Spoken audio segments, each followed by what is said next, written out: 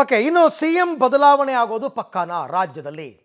ಕಾಂಗ್ರೆಸ್ಸಿಗರಿಗೆ ಗೊತ್ತಿಲ್ಲ, ವಿರೋಧ ಪಕ್ಷದ ನಾಯಕರು ಹೇಳ್ತಾರೆ ಹೌದು ನವೆಂಬರ್ನಲ್ಲಿ ಚೇಂಜ್ ಆಗಿಬಿಡ್ತಾರೆ ಅಂತ. ಆರ್ ಅಶೋಕ್ ಅವರು ಹೇಳಿರ್ತಕ್ಕಂಥದ್ದು.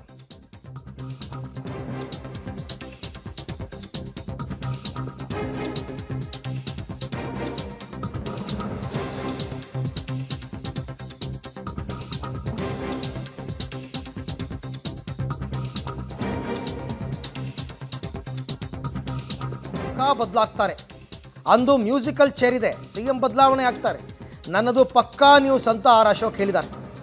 ಇದು ಸಿದ್ದರಾಮಯ್ಯ ಪ್ರಮಾಣ ವಚನ ದಿನವೇ ಡಿಸೈಡ್ ಆಗಿದೆ. ನನಗೆ ಕಾಂಗ್ರೆಸ್ ಸ್ನೇಹಿತರು ಇದ್ದಾರೆ, ಮಾಹಿತಿ ಸಿಕ್ಕಿದೆ, ಸಿದ್ದರಾಮಯ್ಯನವರ ಗಂಟು ಮೂಟೆ ಆಗಲೇ ರೆಡಿ ಆಗಿದೆ ಅಂತ ವಿಪಕ್ಷ ನಾಯಕ ಆರ್ ಅಶೋಕ್ ಅವರು ಬಾಂಬ್ ಹಾಕಿದ್ದಾರೆ. ನವೆಂಬರ್ಗೆ ಈ ಮ್ಯೂಸಿಕಲ್ ಚೇರ್ ಅವತ್ತು ವಿಜಿಲ್ ಬರ್ತೈತೆ. ಮ್ಯೂಸಿಕಲ್ ಚೇರಲ್ಲಿ ವಿಜಿಲ್ ಹಾಕಿದಾಗ ಟಕ್ ಅಂತ ಕೂತ್ಕೊಂಡ್ಬಿಡ್ಬೇಕು. ಆಗಲೇ ಡಿ ಕೆ ಶಿವಕುಮಾರ್ ಒದ್ದು ಕಿತ್ಕೊಂತೀನಿ ಅಂತ ಅಸೆಂಬ್ಲಿಯಲ್ಲಿ ನನ್ನ ಮುಂದೆನೇ ಹೇಳಿದ್ದಾರೆ. ನಾನೇ ಅದಕ್ಕೆ ರಿಯಾಕ್ಟ್ ಮಾಡಿದ್ದೀನಿ, ಯಾವಾಗ ಒದ್ದು ಕಿತ್ಕೊಂತಿದ್ದು. ಅದಕ್ಕೆ ನವೆಂಬರ್ ಮೋಸ್ಟ್ಲಿ 15 ಅಥವಾ 16 ಇರಬೇಕು. ಅವತ್ತು ಮ್ಯೂಸಿಕಲ್ ಚೇರ್ನ ಶೀಟಿ ಹೊಡೆಯುತ್ತೆ. ಸಿದ್ದರಾಮಯ್ಯ ಬದಲಾಗ್ತಾರೆ ಸರ್ ಸಿಎಂ ಮಾಡೇ ಆಗೇಬೇಕಲ್ಲ.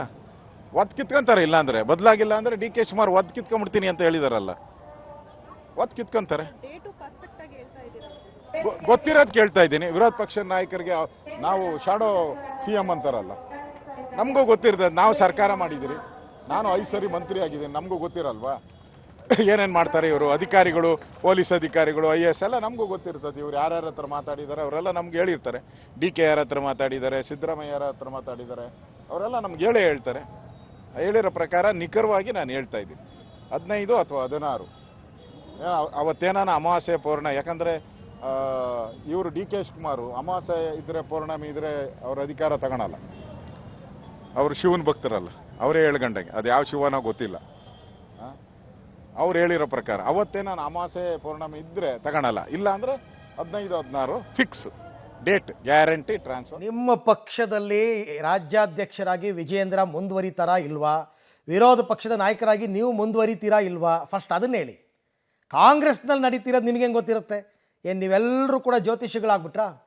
ಆದರೂ ಏನೋ ಅವ್ರು ನಮಗೆ ಸೋರ್ಸ್ ಇದೆ ಅಂತಾರೆ. ಸದ್ಯಕ್ಕೆ ಅವ್ರು ಹೇಳೋ ಪ್ರಕಾರ ನವೆಂಬರ್ 15, 16ಕ್ಕೆ ಸಿದ್ದರಾಮಯ್ಯ ಪಕ್ಕ ಬದಲಾಗ್ತಾರೆ ಅನ್ನೋದು ಅವ್ರ ಮಾತು.